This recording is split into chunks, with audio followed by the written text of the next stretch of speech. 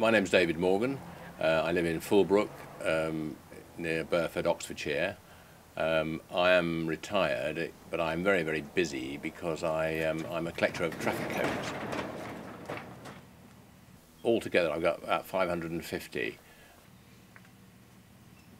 Cones don't really belong to anyone. Once they've been born, they don't belong to anyone. I mean, I see them really as little soldiers that are out protecting the public, and the public don't notice it. I think it's, very sad when you see a cone that's been discarded and it's done its work and no one cares and no one looks after it any longer. So when I find them, I actually bring them in and then bathe them in hot water and then keep them in a darkened room so that the sun doesn't fade them, and then catalogue them.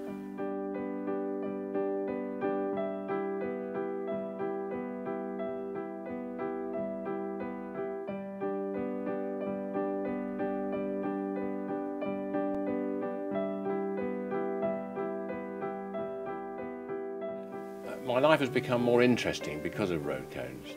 I have a reason to go to places. I think cones have become a part of my life and my identity because people now call me names which are to do with road cones. I was walking out shopping the other day and someone shouted, "Cone man, cone man, I see you," and things like that. And then I have been called Cone Man the Barbarian, which is very silly. And people, call me silly names to do with cones. So I can't really escape the fact that I'm a cone collector. And obviously when we go to dinner parties, it seems that people want to get away from me. And as soon as I mention that I'm a cone collector, they usually say, "Oh, really? Yes, it must circulate." And off they go.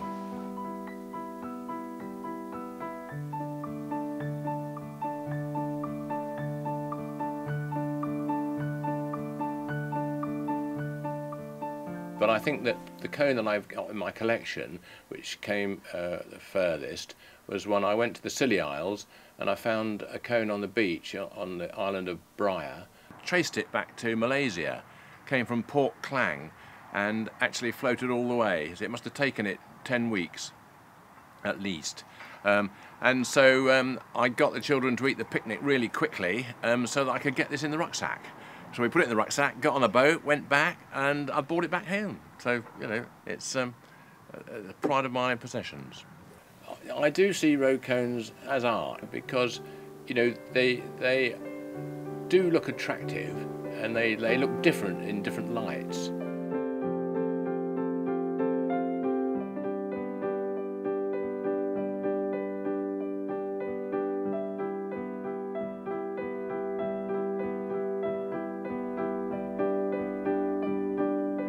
Yeah, I've been in the, I think the Sun, the Independent, the Telegraph, the Times, and the FT. It does mean something to me to get in the papers because it's better than being ignored. And obviously after being in the papers, I then got in the Guinness Book of Records, and I've managed to hold that record for 5 years so far.